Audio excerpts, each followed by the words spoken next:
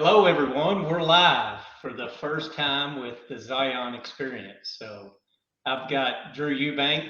This is the first time we've done it, so we're going to work through it. But I've got Drew Eubank, who's on with us, one of our co-founders and the EVP of Project Delivery. And then we've got Chuck and Jordan Frank sitting together in a room, also co-founders and just really focused on the front side of the sales and solution and business development side of Zion. So we're very excited to have people on. We don't know who's on yet, so if you're on, we can only see when you're on if you put in the comments. And we're going to switch over to this just so you all can see. So if you have a comment or if you've joined us, I see Kevin O'Neill out there. We're glad to have Kevin O'Neill on with us. And if anybody else is on, if you go to the comments and just say hi to us, we'd love to know who's out there listening. We're going to go through a couple different questions today. And just kind of free flow.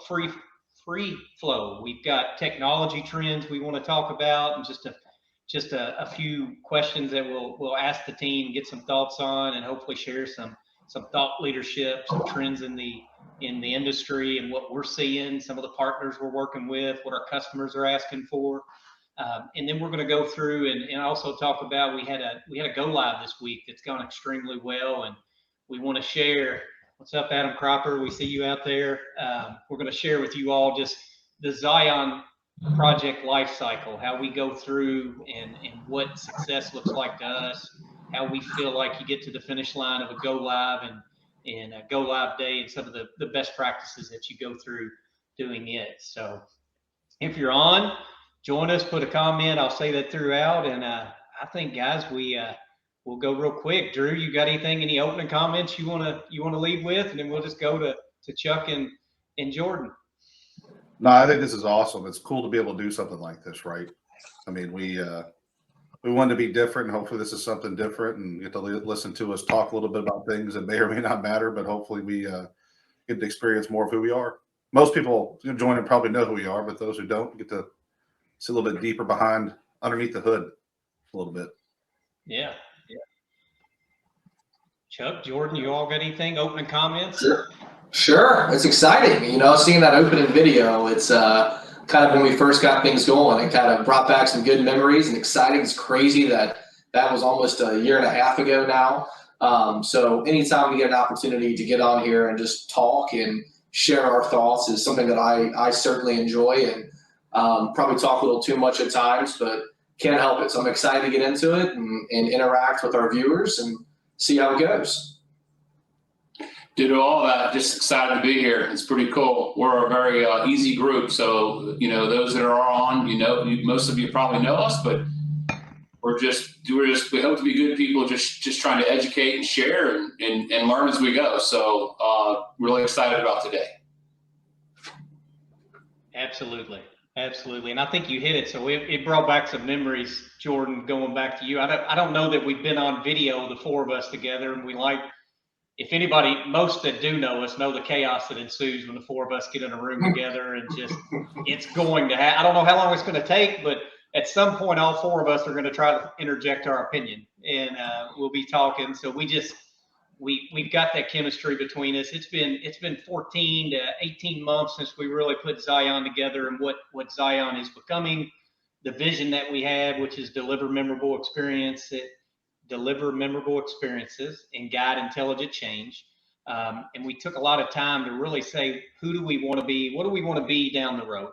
That's our vision. And then just our mission was, how do we get together and build up others, serve others, inspire others, put all of our industry knowledge together into guiding that intelligent change. So it's always good to get together. Live's a little different. We've been doing the Zion experience recorded, which is a little bit safer than live, but we're here. We're all about taking some challenges, and Drew said it being different. So thank you all for then. I see Adam Cropper out there, my good buddy Adam Cropper. Hadn't talked to Adam in a while, but good to see you. We got a LinkedIn user. I don't see the name on it, but said morning, guys, and glad to see you. Reagan's out there. Reagan's someone that's going to start with Zion next week, so you all will see that. Our buddy Christian Seymour's on, and then we got our good friend Gary Cash from Matthews Automation. He's on as well. So, guys, why don't we why don't we just get started? I think people are wanting to see what we're going to talk about. We're going to leave these slides up there, and I'll go through it as people are joining. Hey, Jamie, we got you out there. Thank you for joining, and everybody. We can't see who joins, just to repeat that again, but if you add a comment, if you've just joined us, add comments. Please put in your questions and thoughts. We've got Jacob McMillan, who's we called him the Wizard of Oz behind the scenes here. He's going to be gathering all the questions and guiding us a little bit as we go through some of this conversation. But the first topic, it's probably on everybody's mind. You see it everywhere. It's called technology trends. I saw a quote yesterday from Mark Anderson, and he said he was trying to respond to just artificial intelligence and AI. And I think technology can mean a lot of different things, and I'm excited to hear the team's version of what they think the trends are. But Mark said yesterday, just to kind of calm some people's fears about this one of the latest trends, which is AI, and what's it going to do? We're seeing it everywhere. He said technology empowers people to be more productive. It causes prices for existing goods and services to fall. It increases wages, so it's going to drive wages up, and that in turn generates economic growth, which we're all interested in, and it generates job growth while motivating the creation of new jobs and new industries. So I'm excited to hear your all's opinions of technology trends, and I'll just kind of start with Chuck and Jordan and just say, you all see the questions as kind of a guide on the screen here, is what are some of the technology trends, I can't say that word, in the material handling. Technological, you can do it. Technological trends. Anybody that knows me knows I can't pronounce a darn thing, so that's okay. I own it. But what are some of the trends you all are seeing in the material handling industry right now? So Jordan, you and Chuck just kind of kick it off. Right. Yeah. So this is a fun question, and it's certainly a question that we get a lot. When it comes to technology industry, some people have asked this question for a lot of time. Some people have a lot of different answers, and I think we talk about it a lot, but it's because it's important. And technology, some people define as robotics or goods-to-person systems. Other people view technology as software, whether that be labor management, a warehouse execution system, or a high-powered warehouse management system. Point is that technology is all around us in everything we do. And I would say historically, when new technology was being introduced to the market at the consumer level, it didn't really affect us in warehousing too much. There was a standard, there was conveyor, there was racking, there was high-speed sortation. There was kind of a model that we would go to, and you would change the amount of conveyor, you change the amount of sorters, whatever you would need to do. Now, what I think is really, really cool about this industry is as technology is being released to the general public or consumers, we're starting to learn how to adapt that quickly into the distribution world.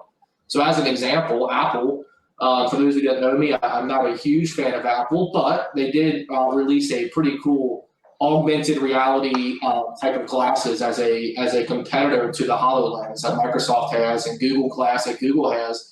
And I can guarantee you that there's already companies out there that are finding out ways to take that consumer product and commercialize it in the distribution center to help with picking, to help with packing, to help drive productivities. So some of the trends that we are seeing, well, that's saying a lot, is certainly focused on how do we have a low cost option to enter into the distribution world that requires minor modification. So how can we adapt our existing facility to work with that technology? So as an example, when it comes to providers like Google Glass, there's companies out there that say, what's your current picking process? Let me help enhance that with some glasses. When it comes to goods to person technology, we're partnered with Robotics, who's a very cool company that's really all over the world. And they've looked at the distribution center and said, how do we simplify it? How do we take out all these different pick paths, all these different pick types? How do we take the cases that they currently have today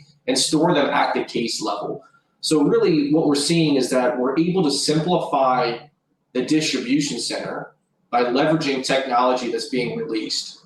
So just to circle back to the question, and then I'll pause and move on. The technology trends that I'm seeing is that technology has continued to be used in all different areas of the warehouse. if I try to tell you and sell you on a particular technology that is trending, it'll be a new trend in 2 months, right? So what we do is make sure we're staying on top of that, continuing to educate on it, and staying abreast of what technology is being released. I'll pause there. Yeah, I just piggyback on that says, I've been around the longest of the four of us, and it's crazy just how, if you go back 10 years ago or even 15 years ago, I can remember when, high-speed sortation was the introduction of a sliding shoe sorter and can you convey polybags. And in our world, we do a lot of work with the 3PL in the 3PL world. And they have a 3 to 5 year contractual agreement, and their ability to have a CapEx spend to put in that kind of technology was limited. It just, you have to be able to have a client come in and sort of not bringing that client back.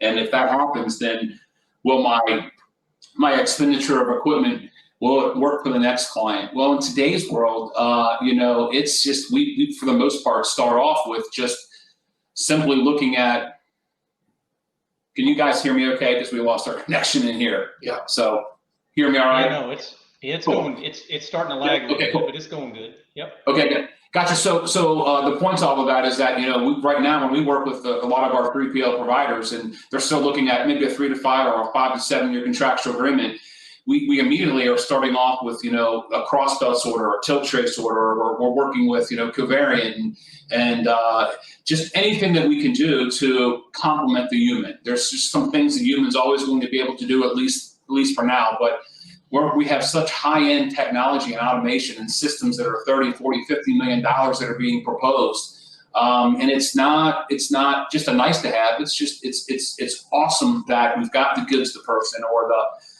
all the robotics that are out there. And in our world, we see multiple technologies, 4 or 5 different technologies, different OEMs that are coming into play. And we see different ways of bringing product to a client based upon the complement of a multi-client environment. So all the things that Jordan already talked about, it's fun for us now to be able to look at really 6 months, and you see what's coming, and you need to be ready to adapt that and deploy that, because in 18 months to 2 years, it'll be a commodity type item because there's something else that's colder, faster, quicker coming along. So it's a fun time to be in our space. I think something that popped up this morning, we were talking to an OEM, I won't say who, COVID really blew us forward 5 years and 3 months, right? Everybody's all of a sudden, I got to figure out a way to be more competitive, be able to keep churning revenue.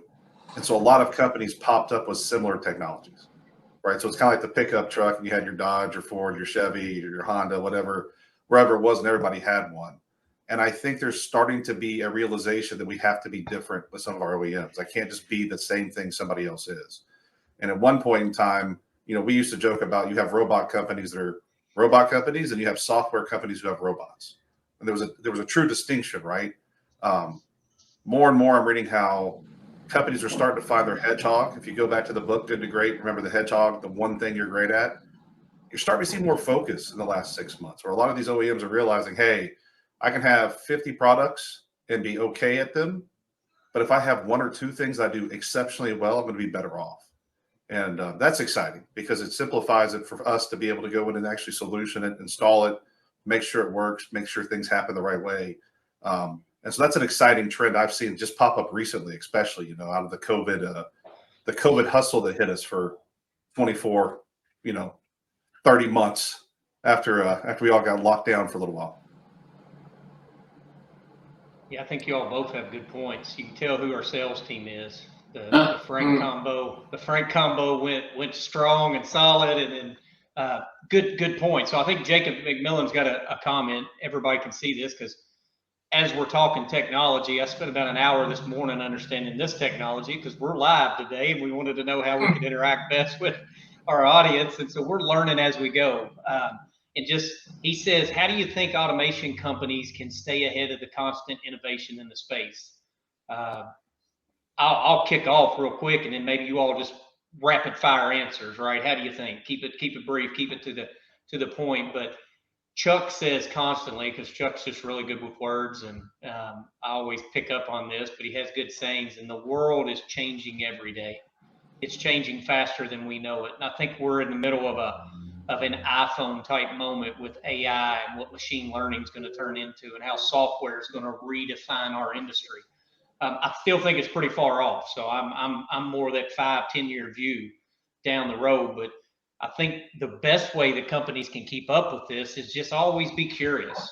Don't wait. You can either be an early adopter or you could be a fast follower, or you can stand on the sidelines and let everybody else do it, and then it's going to pass you by. So I don't necessarily think, depending on your size, your company, you got to have the right partners, because these technologies can't be brought together by one group.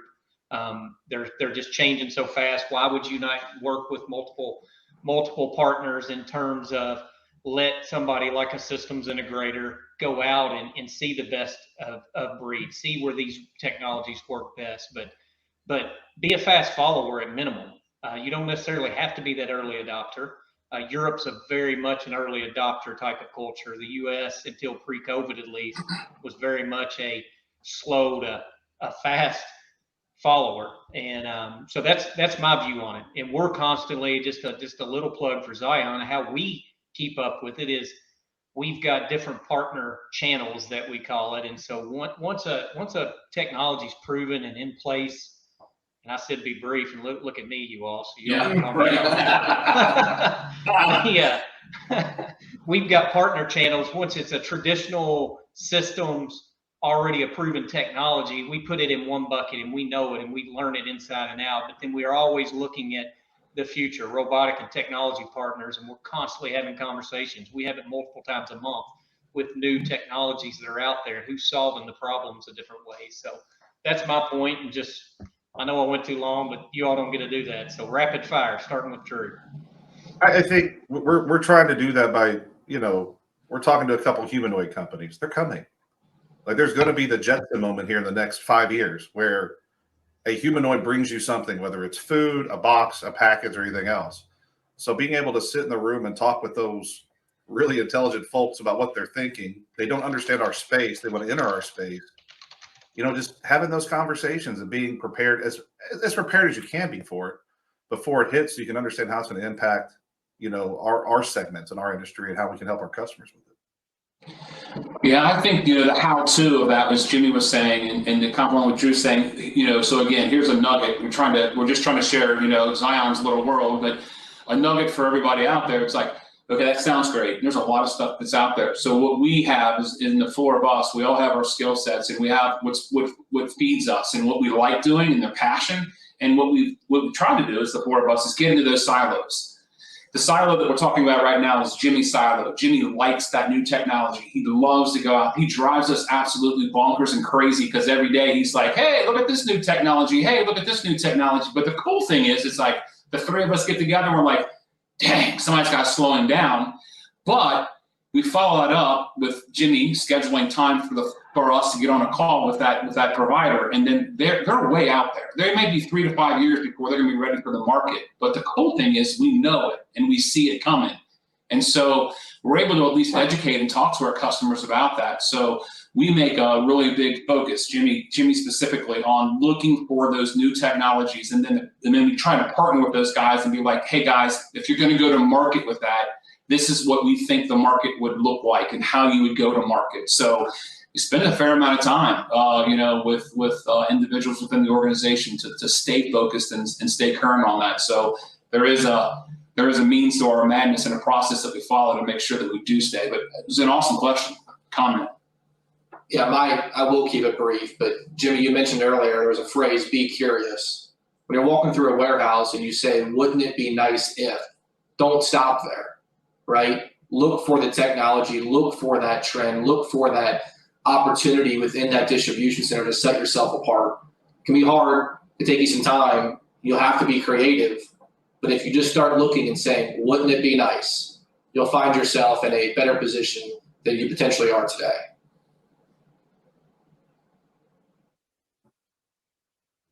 I'm trying to do like 4 things at once, but I was getting to Chad. I think Chad Howard from a sister company, RMH. Thanks, Chad, for being on, man. We love your company.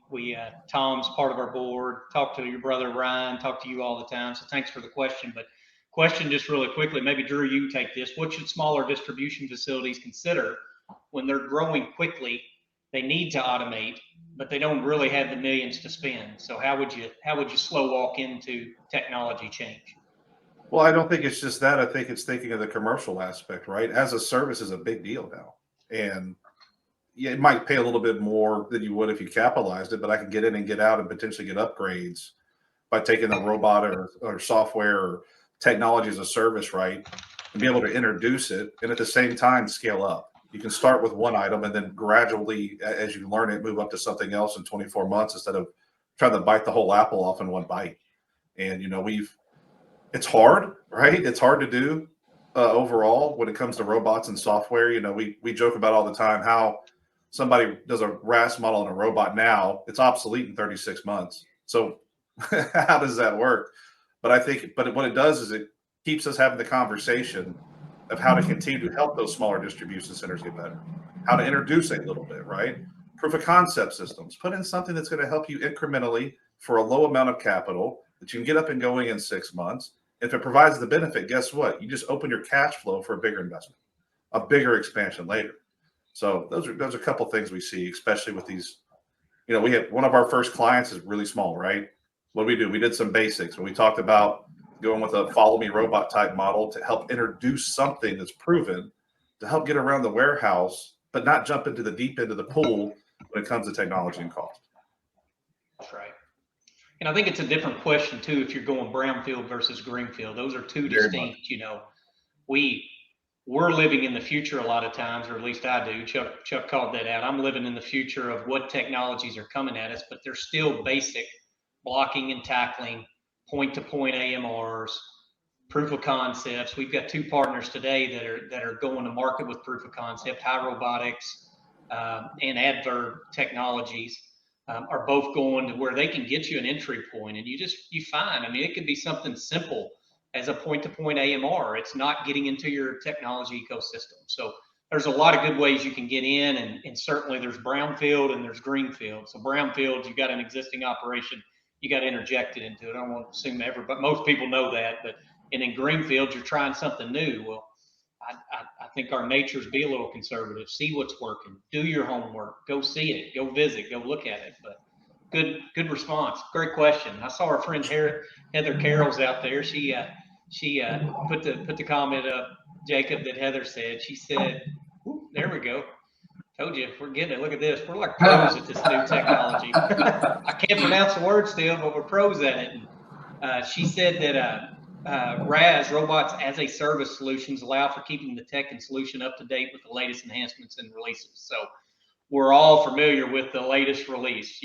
Apple iPhone, Jordan's not a fan, but I am. I've had an iPhone since the day it came out or very soon after, and you get your system update after they do their big new evolve. And that's what robots as a service offers for you. And a lot like Gary Cash, who's on, the ability to be in the cloud and have updates and enhancements. And that's where the world's going is software is going to continue to evolve. Software will always be something that's enhancing and changing. So guys, unless I'll give it out. So if you're new, if you just joined us, if you're on, if you don't comment, we don't know you're out there, but great for everybody out there. I think we have one more question, maybe, Jacob, before I turn the page from maybe Erica Gaddy. Erica said, "Do you think AI is the main driving trend, or do you see other large trends in the material handling industry right now?" And I'll take this because I'll answer. I think AI is still far off. I think there's a lot of excitement with AI. I don't think we know the full capabilities of AI. But if you fast forward 5 years, artificial intelligence and machine learning is absolutely going to be in our industry. There's no way it can't be. Jordan spent some time with ChatGPT. I've spent time with both that and Bard. We're evaluating. One of the things we do is we bring on and support interns, which is Erica's one of our interns. So we support that, and they're having them research and stay ahead and say, where can we use AI? Nahida, who we're a part of, great organization. Shout out Liz Richards or even the Nahida group that's on, is they had a speaker there that Jordan and I were able to sit and listen to what its future point of view of what is AI going to do in our industry. And it's coming. So Jordan, you look like you might want to Yeah, jump in let me- there real quick before I well, turn the page. Yeah, I think just, with AI, I mean, I think a lot of people think AI, they think the humanoids, they think the chat GPT and other things, but I would argue that artificial intelligence and machine learning is already in our industry. I'm going to give a plug. We had Heather Carroll on here. Heather works for Covariant, which is a very, very cool company that is leveraging AI and machine learning to better their products every day. And that's where the RAS model really comes into play, because it's allowing everybody to take place in the enhancements that are being made through the machine learning powered by their brain, which is a very sophisticated vision software system. So, I do think AI is a major trend, will continue to be a trend, and I think it's going to be something that takes us a step further, not only helping us with internal issues or problems through leveraging ChatGPT or other AIs like that, but I also feel that as the humanoids do come into play, that to me is that's AI at its finest, right? I would agree with Jimmy. It's not here yet, but it will be. And it's getting I think smarter, too, if you look at it from that perspective, Jordan, is ChatGPT is a tool, right? So it's a bunch of inputs, and the newest update's 500 billion connections of inputs or whatever to find information, whatever the magic number is. Where it's really going to make us beneficial is we'll be able to solve problems quicker using AI and figuring out how to solve things solutions wise and how to quickly adapt integration layers for software that used to be complex and take months. We're going to really cut that down, which is beneficial to us. It's beneficial to the end user and ultimately the consumer who's going to pay for that time of that product. So I think we're dangerously close to being on the edge of a breakthrough from a software perspective, especially. Hardware is a little different, right? It's got some things, but software wise, I mean, just think if you could deploy a full system in a month because you had all your integration was built based upon an output and all you're doing is minor modifications. I don't necessarily think that's that far away or unrealistic. Great questions, great responses. Really appreciate the input. A couple other people joined. I missed them on the comments. Mitch Smith, we see you out there, brother. Good to have you on. Rod Webb. We still love conveyor, Mitch. We still love conveyor too. So we do. Yes, we do. That's right. Machine learning is going to work. It's going to help conveyor get smarter. And Hydro already has some of the smartest conveyor out there as far as how you can control it and use it and sort it. Just an excellent person, excellent company. So glad to have you. And then Rod Webb, we see you coming to us from Oklahoma City. Hope you're doing well, my friend. And the big guy waved at you. So we're looking forward to seeing you more. And yeah, what else? Chuck, were you going to jump in and say something? You got that look on you. I was just going to go back to the previous question to make sure that we, the question that was about, what do you do if you have a smaller distribution network and you don't have the millions of dollars to spend? We're here talking about technology, but it's absolutely okay. And we still have several clients and customers that are in this situation, and we totally get it and respect it. But it can be as basic as that you're out there and you're doing a discrete order pick. You may be doing it with a shopping cart walking through in paper pick, right? So don't lose sleep on the fact that, oh my gosh, the world's changing so fast, and if I don't deploy technology, it may not exist. We don't think that's the case. What we would do is, hey, look at that and say, well, have you ever thought about a batch pick? And a batch pick could just be a cluster cart, and it could have 12 totes on it. And now instead of picking the one order, I hit a location and maybe I'm grabbing items to fulfill 5 or 6 items, and it's a little larger cart. And I'm still going to an ergonomic workstation and I'm still packing it out, and I still may manually put it onto a pallet. Nothing wrong with that. That's okay. So as we talked about, we got Mappers on the phone that has the software that we work with to do that. So there's an optimization opportunity within any fulfillment distribution center to allow us to be able to look at it, to allow you to look at it. And there's nothing wrong with those technologies. It will get you to the next level. And then along with that, what we always challenge our customers with is like, hey, let's go look at 5 or 7 years down the road. And what if your growth is a 200 or 300%? So whatever we do today, let's make sure that it's not throwaway capital for tomorrow. But at the same time, don't spend the money today because, no disrespect, but tomorrow may never come. So let's defer that capital as long as we can. And that's where we partner best with our customers to help with that education. But totally cool with, I don't need all this technology and it may not be, right for me, and we get that. So just wanted to share a little bit more on the inside of just what we see out there on the lower end of things. That's what I think works best about us is we get super excited and go down one path, and then we kind of pull back to the center, and Chuck reminds us, or one of us reminds each other, because at our core, our vision is to guide intelligent change. And I think one of the things at Zion we do and we try to do, and we're very proud of doing, is we don't go in and push partners' products. We don't go in with that mindset. We go in a discovery phase, and we try to see what problems need solving for the customer we're sitting in the room with. And those problems could be really big problems. They could require goods to person. They could require the latest technology. They could require $1 million investment. But if those problems are simply a process change, we just did it. We've got a customer that we're consulting. We were able to find almost $500,000 of process changing by changing 3 processes in their current system and how they're handling the product in. So we don't go in looking for a problem to solve. We go in and look and see what problems need solving. And then we have a partnership or a partner group or a partner program and partners. I'm saying partners like 55 times, but I couldn't find the right word. We got to have something to follow up on to kind of, after it's all over and done with. Jay Shaw, you need to work on partners. We'll get you later. That's okay. So once we do, then we go back to our partners and say, how do we solve this best? How do we guide that change and do that? So I've got a couple other questions coming in. We're at about 35 minutes. I really want to spend time, because the other thing I get really excited about is going live and what we do with our customers. So Lauren had asked out there, I'll hit them really brief. So what advice would you give, Jacob, you might be able to bring it up. What advice would you give to industry professionals so they prepare themselves for these changes and trends? I think you just got to educate, soak in as much as you can, have as many conversations, go to the site visits. The advantage we have as a systems integrators, we see people doing all different levels of investments. So we get to do a lot of site visits. We walked a lot of concrete floors. We get to see a lot of different places. So educate yourself, ask the tough questions, go see people that are using the technology, turn over what you need to turn over, and have advisors. It doesn't have to be us.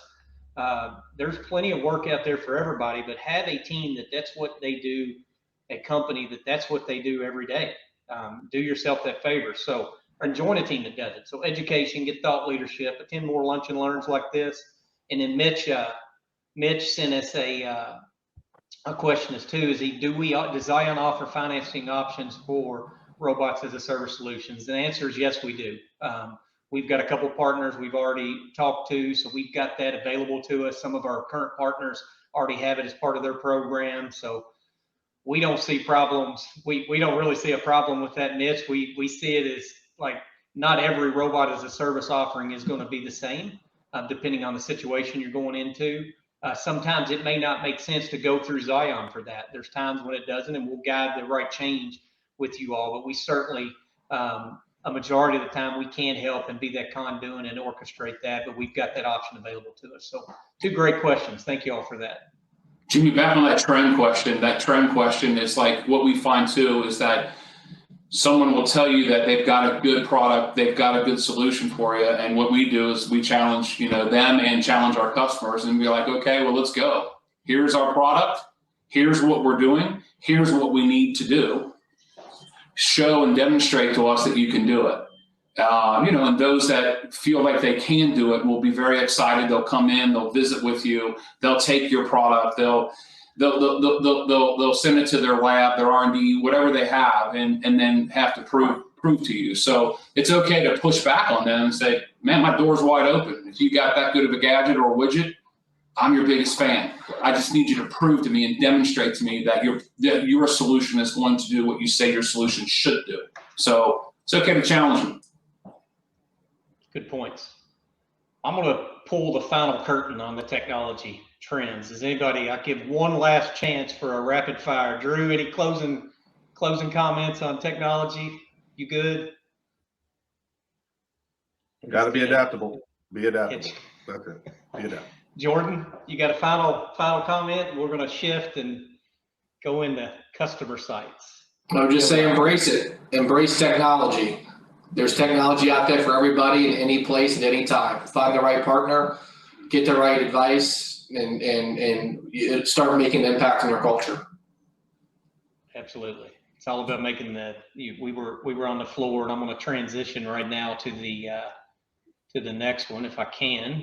We're going to talk about Go Live Week, and so ultimately this is a really good conduit or segue into Go Live Week. So technology, whatever my final comment would be is what you just said, Jordan, is it's all about making the humans that are out there doing the work's life easier, more efficient, getting to the customers, satisfying your end user, whoever that may be, and ultimately creating more jobs, creating economic growth, and getting your product to shelf, and ultimately doing what you do best, what's your hedgehog. So that's how you can view technology. And we were there this week. We had a go live in Texas, and we were able to feed about, what was it, Drew? 150, 200 people. We brought in a couple of food trucks, and man, I got in a trailer and was helping them load some of it day one to go live, because I still love to do that sometimes. Just we don't get to do it real often. So I got in and helped them. They had a little surge. They backed up, and those people work so hard. Those employees that work in these warehouses day in, day out, they've got some really tough jobs. So anywhere we can help with that in technology, it's a great thing. But let me ask you a question. Yeah. So that's now 2 days that since we've done. Do we now have a Zion wrapped food truck, Jimmy? Is it on the docket? We've got, so I'll cheat and tell you, I've got a draft in an email, or I've got a Word document or somewhere that as ideas pop in, I put them on a sheet. I've got about 400 ideas that have not come, but I did write down, well, how could we have our own food truck? Food truck, absolutely. Diversify the business. It looked really hot, Chuck. It looked super hot in that food truck, because it was really hot outside the food truck. And I glanced in the food truck.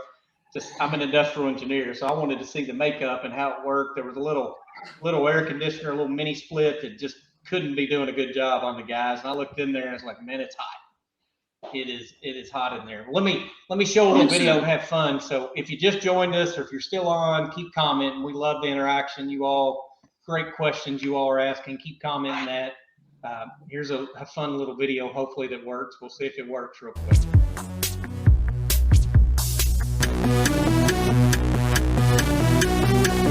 As you all are seeing, we put in a bunch of racking, go through what's their slotting plan, what's their processes need to look like.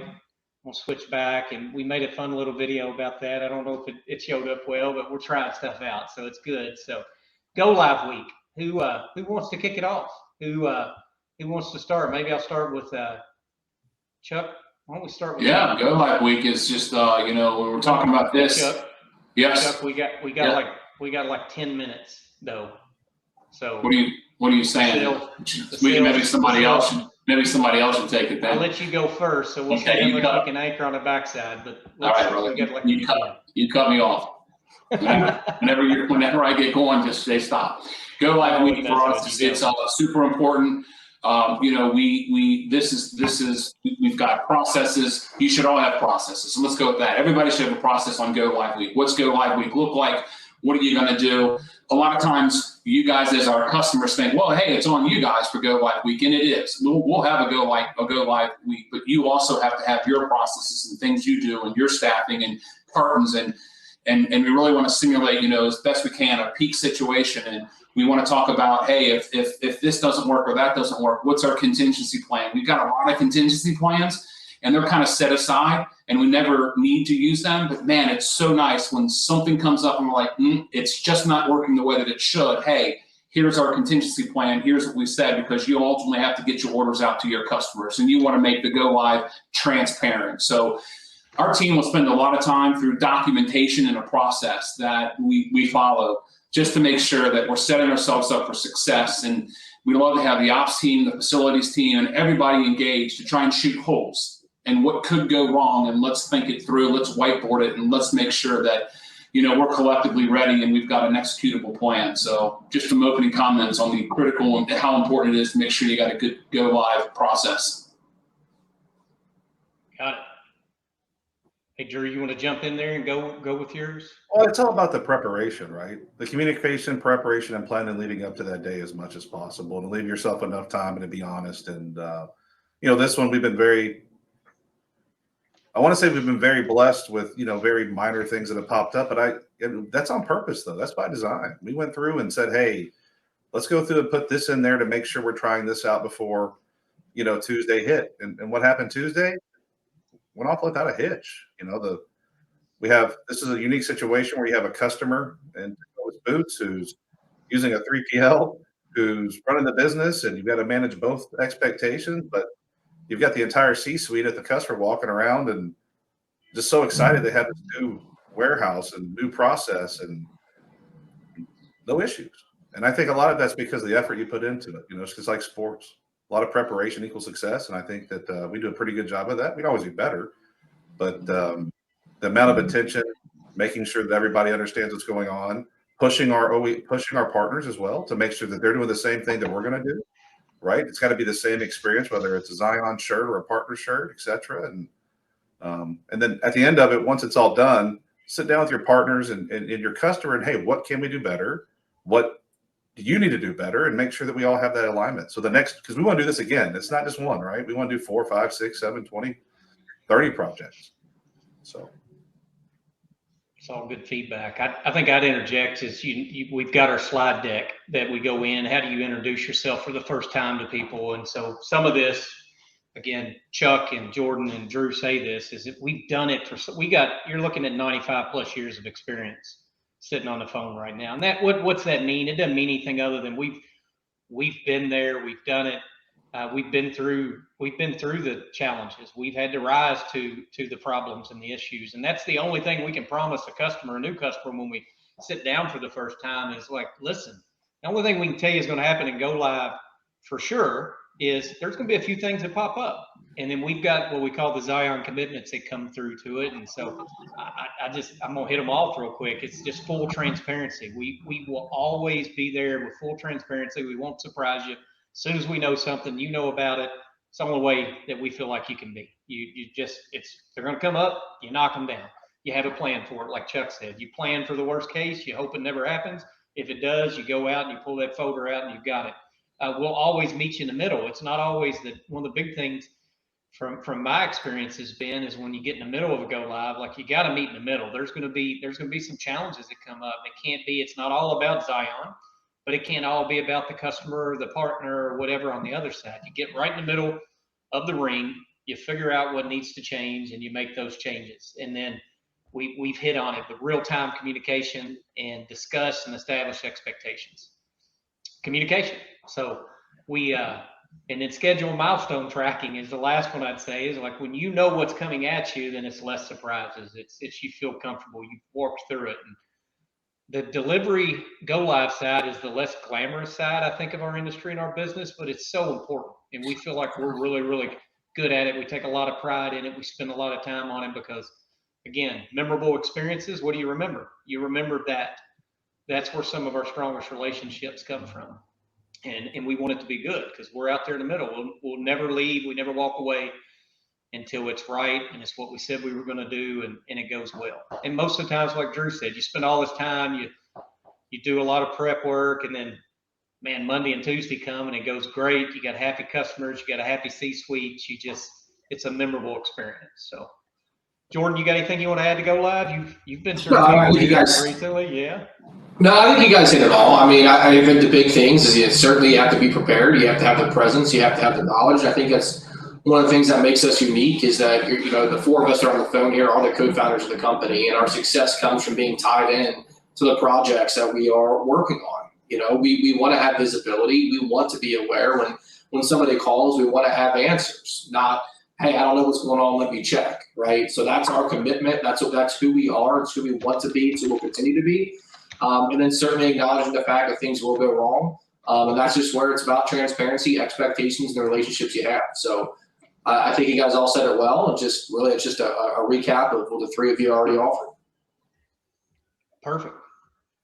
So we're going to ask the audience now. So if you just joined us or if you've been on for a while, we're at about 47 minutes. We're going to wrap this up. We said we'd do it in under 60 minutes. I think things are going pretty well for our very first live LinkedIn experience with this. So you're on the Zion experience. We call it the TZE. It's our very first attempt. You got the four co-founders. leadership team, part of the leadership team for Zion On, and we've been going through technology trends, and we're going through right now just a go live week, what happens, and we'd love to hear from the audience that's out there. We got a big showing. I see Any out there. I've done Any's live several times. He does it through LinkedIn, so it's a little different flavor. Any, we might inspire you to do it this way one time, but you all have a really good one. I'd jump on. Any's just super positive, upbeat, inspirational guy. I know my partners here haven't met Any yet, but just good guy to get on and talk to.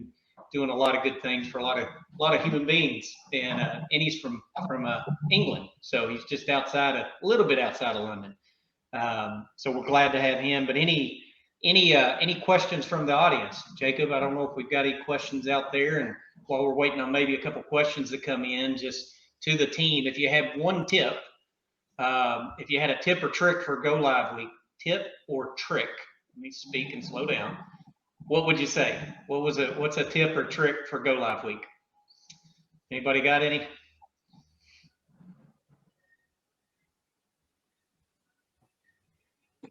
Yeah, mine would just be That's the most quiet we've well, ever had. That's the most quiet we've ever had.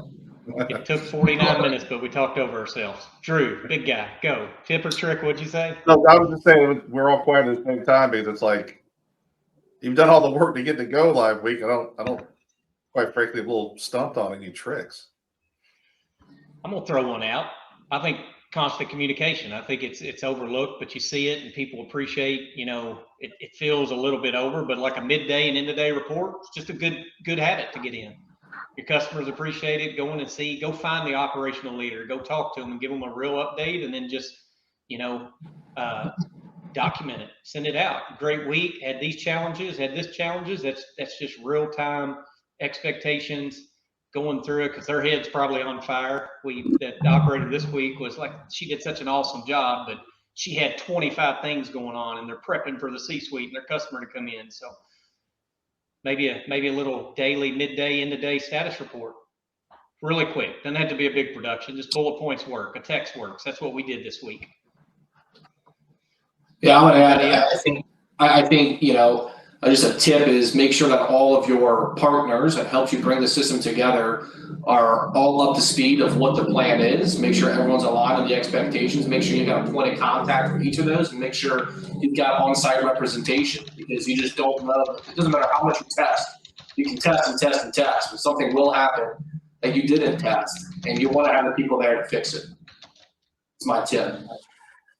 Yeah, and then a little bit of gray hair here speaking, but my tip would be is go with your gut. If your gut says you feel like something's not ready, if your gut says I feel like we should be, retest this, my gut says I feel like we should have technical support, go with your gut. It'll never let you down. And it's okay to push back and be like, you know what, I'm just going to have more confidence and comfort if we do these things. So it's we encourage it because your gut's going to help us be better as well. So just go with your gut. Speaking of gut, I do have one, Jimmy, and I think it goes back to Kevin. Celebrate. Don't be afraid to celebrate, even though things are going to happen, right? Yes. Get excited. Like that ops team, I mean, folks, I can't get into the story, but they've been struggling for over a year without space and volume and everything else. To watch everybody literally cheer because they were getting food trucks and got to take a couple hours out because things were going smooth. Who cares what else happened that day, right? Celebrate. It's change. It's positive change. That's what I was going to say. Up here, trust your gut, celebrate. So the best tip we can give is go get a couple food trucks. People like to eat. They love to be appreciated. The power of a simple thank you sometimes, and you're doing a good job, and the encouragement when you're in that is just, everybody likes an affirmation. Some need it more than others, but just a simple, you're doing a great job. Thank you. That's what we try to do. That's all part of the memorable experience. So feed them. That was the big guys. He had a really great, we said, what can we do that's different and special at this Go Live? And I think he bit off more than he could chew, because it wasn't easy to get the food trucks coordinated, but he did a great job, and we had a really good day. And I get so much when I go out. I get so much excitement of seeing what we've worked on for months built and going live and going well and going right, and then seeing the associates day easier and better. It's a really good feeling when you can really help others. And it was a good day. Yep. We got any other questions out there? Is that a wrap? Annie just asked, yes, you should you should plan for something to have a problem to be solved. Let's say that. You should plan for a problem to be solved. We walk in very first thing in the morning, we got a bunch of packages backed up, and it was because the operations team flooded the system and they were loading in the wrong door. They had a loader in the wrong door, right?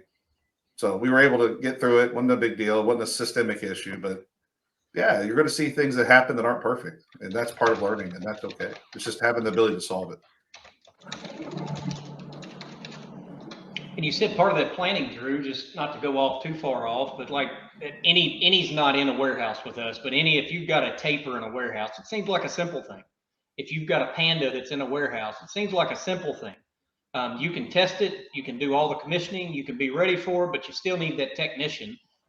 Best day ever if they sit over in a chair all day or they sit up in a conference room, and you never need them. Our partners in Matthews, we always have on-site support. We talk through that during the contract process as we're developing. Here's what success looks like. You're going to want to invest in having somebody there the first week. You might want to invest in having them there 2 weeks, depending on the size and scale of the system, but be prepared. Have those technicians there. Have people on site. And that's what we do. That's what we think through. That's what our experience just brings to the table. Because I tell you, there's not a worse feeling in the world than you're out there and something simple like a taper's not working, and you've got to go figure out why the air pressure's not working, and you don't have anybody can rely on and fix it. So we learned that a long time ago. That's a best practice. But great question.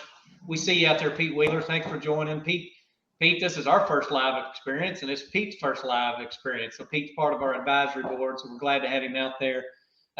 Appreciate the comments, brother. Really appreciate those. We got Steve Walker. Steve Walker just added a question, I think, Jacob.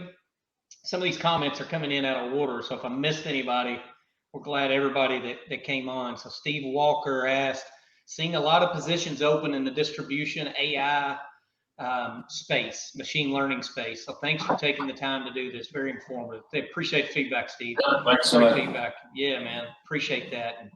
I was just going to say that we're going to run out of time. So in sake of time, what I would say to everybody out there would be very beneficial for us is that you guys are aware this is our first time doing this. What's most important to us is that we're doing this just as an educational opportunity, and again, an opportunity just to share, just to spitball, and just to just take away a few little nuggets. So would love to get your anybody that's out there, your honest, candid feedback.